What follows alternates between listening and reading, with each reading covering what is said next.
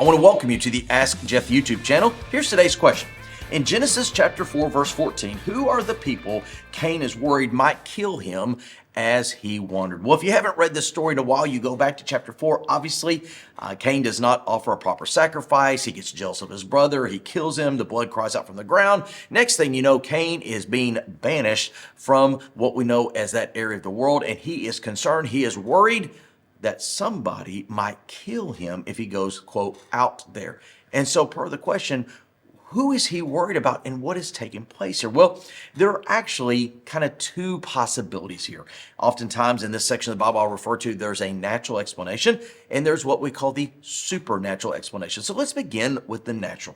The natural explanation, and by the way, I'm going to go ahead and tell you in advance, I do not subscribe to this. I do not advocate it. But it's your decision to make. The natural explanation is this, that Adam and Eve were not actually literal human beings, but they were, although they existed, they were representative of humanity in general. And so in other words, rather than having one man, one woman, and at this point, one son, Cain, because Abel was deceased, that there were a multitude of families and a multitude of humanity all over planet Earth. And even the Garden of Eden itself was a figurative story of how humanity has rebelled against God, and that there were those who did not know him, maybe more violent than his family, that if they came upon him and knew what he had done, they would, quote unquote, kill him. That's the natural explanation. Again, I don't subscribe to it. Many of you may do, but that's okay. What's the supernatural explanation? Here's where it gets a little bit interesting. Now, again, oftentimes the Bible is easy to read, but at times it's hard to believe. Here's what I mean by that. Who else could possibly be around? You've got Adam, you've got Eve, you've got Cain. That's it.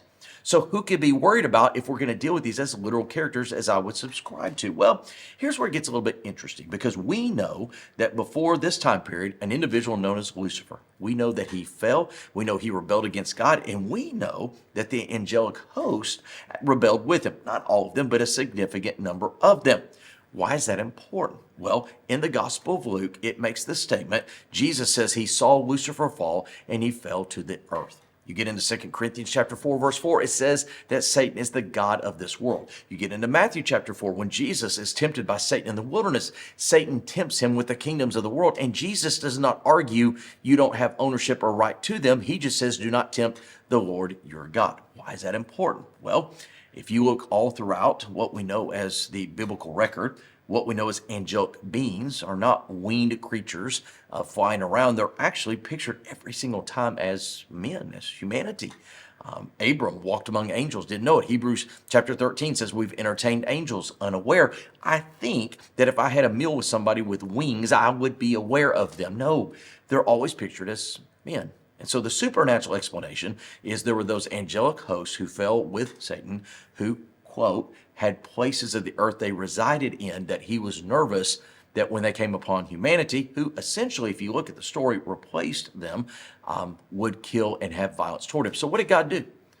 God put a mark on him to protect him. And that's critical to the story. Even though Cain had sinned, and even though Cain had rebelled against God, and even though Cain had done the unconscionable, God still installed mercy and grace in his life. So either A, there's a whole bunch of humans we don't have in the biblical record, or B, we have a supernatural explanation that's not hard to read, but it is hard at times to believe. Great question. If you have one, send to AskJeff.net. Maybe your question will be tomorrow. Thanks for being a part of today's daily question. Now, we answer a question each and every day. Please feel free to submit a new question at AskJeff.net. We may not have gotten to yours today, but we eventually will continue to be a part of this. Subscribe so you don't miss out on a question every day.